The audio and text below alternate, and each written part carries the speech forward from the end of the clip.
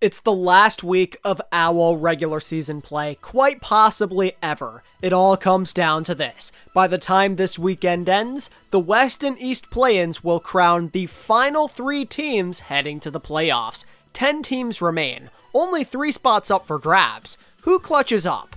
Here's what we've got on the agenda. Things start off in the East where things are new and exciting. Their play-ins begin. Double elimination, Dragons, Fuel, Dynasty, Charge, only one is getting out. Let's take a look at our challengers. Of all the teams, there is an obvious favorite. It's the Dallas Fuel. They've been the only team in this group to be somewhat relevant this year. They're a shell of what they used to be, but we know very well what they're capable of. With Hanbin, Bliss, and the coaching staff, all it takes is one slip up and the enemy is toast. In theory, Dallas should win this tournament no sweat. There's no reason they shouldn't. The thing is, the East has worked in mysterious ways, and some might argue the Fuel are in a sense one-dimensional. They might boast talent, but it's an all-in approach. They're convinced that Junker Queen Bastion is gonna take them to the promised land, and as seen by the spark and how they absolutely dumpstered Dallas,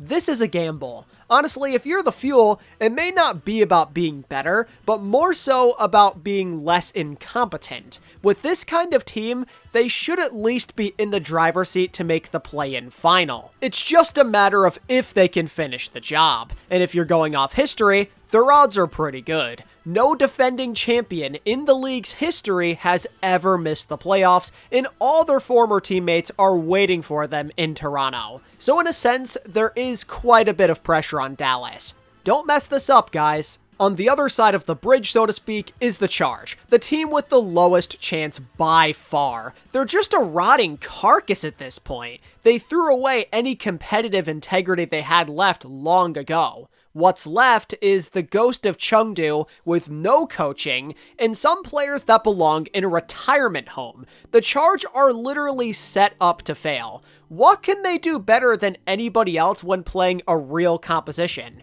What are they gonna do? Play ball Pharah comps? Good luck with that. If the Charge even win a single time this weekend, every other team should feel ashamed. Then there's more so the middle tier, the Dragons and Seoul. They possess the talent, but can't string together consistent success. This especially goes for the Shanghai Dragons, who still lose to contenders teams half the time. It's been a strange year for the Shanghai Dragons. They manage to put up a fight a lot of the time, but don't have a single clutch bone in their body. And yet, they still find themselves with a decent opportunity. You just need to get hot for a couple of days. It's super doable. The Dragons have one of the most underappreciated DPS lines in the league. They could derail this entire tournament if they're feeling it. It's just a matter of if the rest of the team can avoid tripping over their own feet. And knowing the Dragons, that's a coin toss. The Dynasty, though, they could end up being the sneaky dark horse in this race. Much like the Dragons, they could be a lot better. The coaching's there, the DPS is there, hell, even the supports are okay.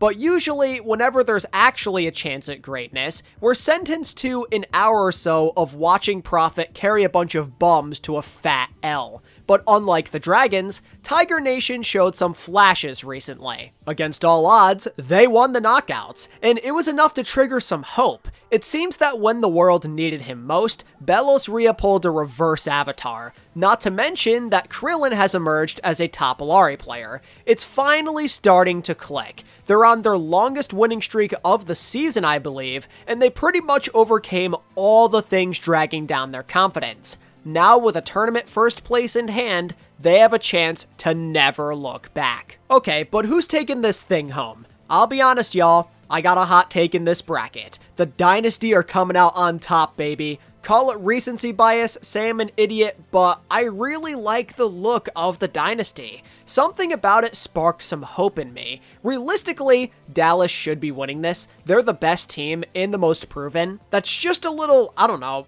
obvious. The East has been a cesspool of nonsense since the beginning of the year. When has it ever made any sense over there? Can we really sit here with confidence and say that Dallas are taking this for sure? Doesn't that feel a little too easy? I don't know, man. Something about Prophet's last ride sounds appealing to me, and they figured something out with Krillin, and Bell's Rhea stepped up as well. It just feels to me like they're finding their way. They have some massive revenge that they were able to accomplish, they won the knockouts, and they might have figured something out with their composition choice. They're getting hot. Doesn't it feel like it finally might be their time when it pretty much hasn't been all season? Maybe I'm just coping and hoping they can justify my preseason power rankings, but now feels like the perfect time to change the narrative. The late season hot streak is never something to underestimate. Those are the teams that usually play well this time of year. Remember the spark last year? The East is a wild place, you just can't rule it out. In my opinion, the Dynasty are gonna barely lose to Dallas in the winners, but then come back with a vengeance in the grand finals. Dallas in all likelihood are their biggest threat, and based off playstyle alone, it might be favorable. You have to remember that Seoul have a lot of practice against Junker Queen rush comps. That's literally all O2 Blast were playing, Bastion and all. It took getting beat up the first time, but in a rematch, they cracked the code and absolutely dominated.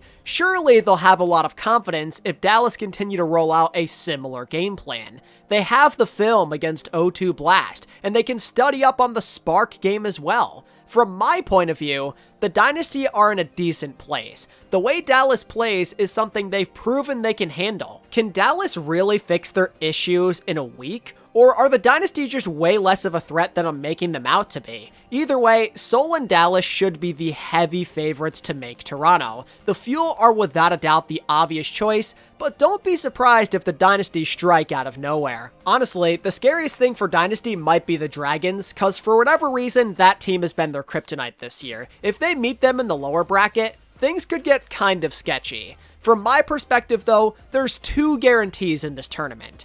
Dallas should be a lock for the final, and the Charge likely won't win a game. The rest of it is a big mystery, and knowing APAC, we'll either lose our minds from it or fall asleep in the process. As for the West, in their final week of play-ins, things last week went, I don't know, interesting, unexpected, but kind of normal. Boston and Toronto still meet in the winners finals, just as expected, but maybe not in the fashion we anticipated. Toronto had to reverse sweep behind a literal out-of-body experience from Hydron, and Boston, while solid, almost went to a map 5 with London. Which one of them books their ticket to Toronto? I, for one, am staying strong on the Boston hype as I give you a quick look at the updated bracket. These two are certainly rivals, and I believe it will be closer than expected, but Boston are the favorites for sure. They have the right tank to counteract Kaluja's dominance, but more importantly, Boston feel like one of those teams that could make that one-dimensional playstyle of Toronto go very, very wrong. At some point, the lack of Lucio is gonna make them pay, and this feels like the right instance with Lee J gone and everything. The Titans showed us last week what it can look like with some Lucio dominance, despite not necessarily being totally comfortable and not being good at closing. When they pressed Majed and Hydron as well with a fast tempo, Defiant struggled out of the gates. A team like Boston is a lot more sure of themselves. They can push that pace just as well, if not better. And if worst comes to worst, they have a Rage Widow Swapper of their own to press Hydron. Boston should have already made Toronto a long time ago. This is certainly their game to lose. I think it's going to be close for sure. Toronto do like to play them hard, and there is a lot of confidence in them after that big win against Titans, so they might get off to a hot start. I think this could be a banger of a match, but I expect Boston to come out on top. Regardless of the winner, I think that whoever goes to losers finals is probably going to be in the driver's seat anyway. If Boston somehow got knocked down, I think they dominate whoever they played. It doesn't matter. Every team in that losers bracket has some kind of flaw they will exploit. However, if Toronto are down there, it might be a little more interesting. Vancouver's resistance against them has revealed a more human element to their game,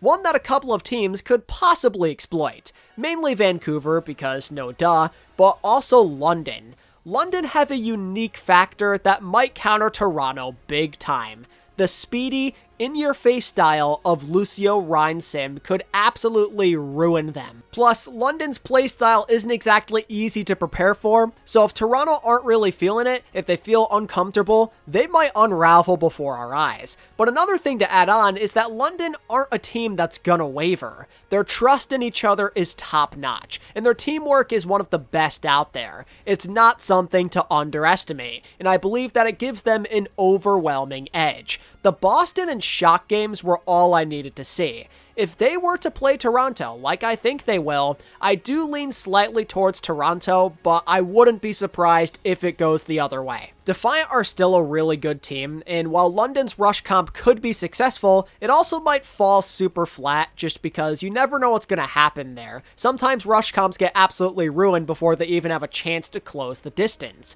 And let's be honest with ourselves, London have choked away a lot of winnable games this year. It would be a pretty fitting way to go out, especially against Orisa, which absolutely ruined their Rhine comp last week. Aside from that though, I believe London are in pretty good shape to win a couple more games this weekend. Any match against the Justice or Shock should be a mirror image of how they beat down on the Shock. It's just a playstyle thing. Honestly though, the scariest team on the path to success might be Vancouver, a team that recently showed good strength on Orisa, and they have the flexible DPS. It's similar to Boston, it's one of London's kryptonites. And I think in most people's eyes, that's who they will be facing in the loser semis. It might be a 50-50, but I believe in London to get the win, just because the Titans have been a bit more untrustworthy in the clutch this year. They haven't done much of anything, they usually let us down, and I don't see why that wouldn't continue until they show us something different. As for you, Shock and Justice, it seems like the road is going to end very soon.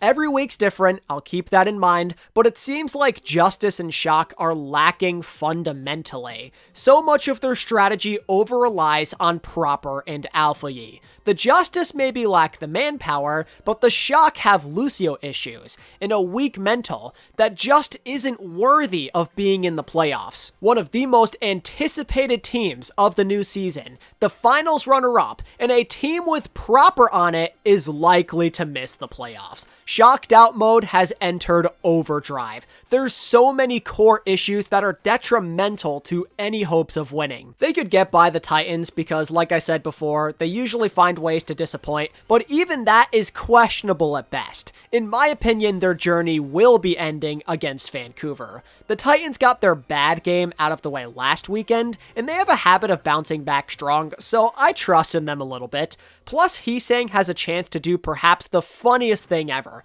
It would be too perfect. And in the result, the Shock somehow do win this. In all likelihood, you're gonna be playing London next, and then either Toronto or Boston after that. It's not realistic this year. It's not in the cards for them to go all the way. Time to accept the facts that this season was a failure. Rip off that band-aid and get it over with. And while you shriek in pain, Boston and Toronto move onward as they rightfully should. But now that I've said that, everything's gonna be the complete opposite. That's how it works, because for some reason I'm the American Bad Pachimari. You know the rules. Now this weekend is gonna be complete and utter chaos, and you know exactly who to blame. You're welcome. Let's end the regular season with a bang though. Tell me what you're looking forward to down in the comments below, and if you enjoyed the video, make sure to give it a like and subscribe for more Overwatch League content. Peace.